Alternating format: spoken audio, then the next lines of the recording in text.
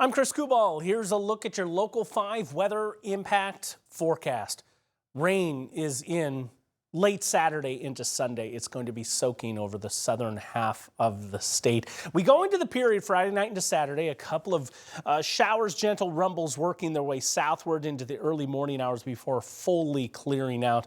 We'll be looking at a sun-filled Saturday with clouds just starting to get back into place from the west very late in the day. This is the leading edge of our next system, sending a few waves of rain and rumbles our way overnight, especially over southwestern Iowa initially, but eventually that moisture will push its way eastward with time into Father's Day. Now, there is a level 1 risk on the severe weather outlook for southern Iowa on our Friday night going into, Saturday, and then going into Sunday, that threat translates further to the south. We'll be on the northern side of this system overall. 71 degrees for Father's Day with some soaking rain pushing back in. Again, mainly start of the day here is what we're going to be tracking through the early afternoon, especially centered across southern Iowa. So if you're up north, you have a better chance to have some dry time working its way in.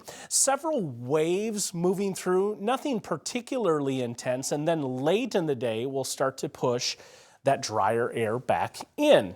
Now, we will continue to see temperatures held in check by and large for the next 10 days.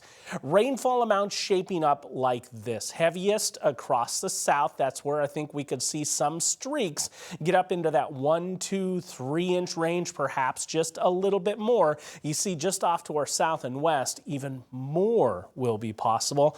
Riding the north side is not quite as bad. So we'll continue to track it, but at this point we're holding off on weather impact alerts. 60 degrees tonight with the overnight low and 82 for Saturday. Clouds entering the picture late, temperatures into the low 80s across central Iowa.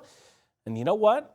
Then comes the summer solstice. We're at our longest day of the year before we start losing that daylight as we move through the back half of the year.